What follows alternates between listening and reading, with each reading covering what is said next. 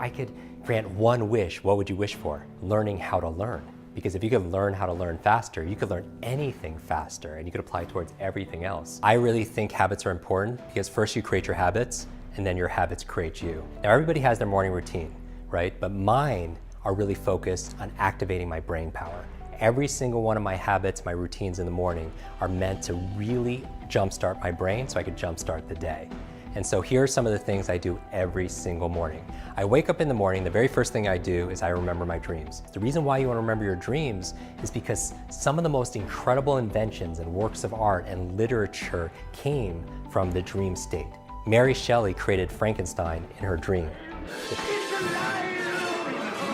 The periodic table came in a chemist's dream. So what are you dreaming about late at night that you're forgetting in the morning that could be solving your biggest challenges in your life or in your business or things that you want to be able to learn? The second thing I do is I make my bed. The reason why I make my bed and why is that good for your brain is because you want to start your day with excellence, because how you do anything is how you do everything, as you know. And so you want to start with a win because it's the science momentum, because your brain likes to build on success. And it's also good because when you come back at the end of the day, you come back to your bed already made, which is coming back to success. The third thing I do is I brush my teeth. You're like, so what, Jim? Everyone brushes their teeth. But I actually brush my teeth using my opposite hand.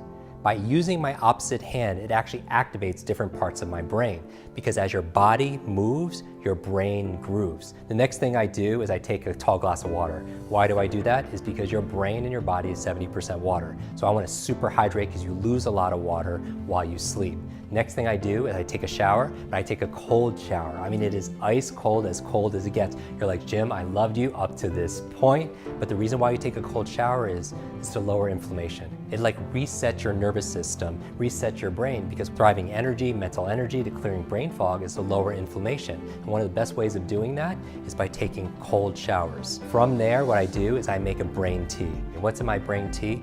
I make it with gotu kola, ginkgo, I put some lion's mane, I like honey, I feel like that's good for me, and I also put some MCT coconut oil to help me to absorb it better. And while I'm drinking that brain tea, I journal.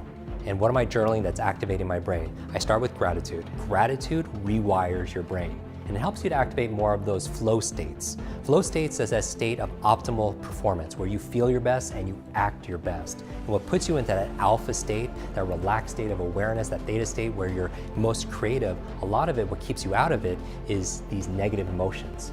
So forgiveness and gratitude go a long way. Self-love and self-care is not selfish. After that, I do some exercise because there was a study done at Appalachian State University saying exercise obviously is good for you, but what time do you exercise? They tested people at 7 a.m., at 1 p.m., and 7 p.m. And they found that by far, those who exercise at 7 a.m. had better sleep. So they have better performance by exercising in the morning. And you don't have to do your full workout, but you need to exercise for a few minutes because anything that's good for your heart is going to be good for your head, meaning your brain, because it's more blood flow. And that blood flow is carrying oxygen. And so after that, what I do is some deep breathing, right? I do some fire breathing, my fire breath breathing, my box breathing, my alpha breathing, my Wim Hof breathing, whatever breathing method you do. But it's really important that it's deep because the lower 1/3 of your lungs absorbs 2/3 of the oxygen. And that's a brain tip for a lot of people. When they're working on their computers and they're slumped down, they're collapsing their diaphragm in their lungs, so they're not getting the oxygen. I make a brain power smoothie, and I put my favorite brain foods in there.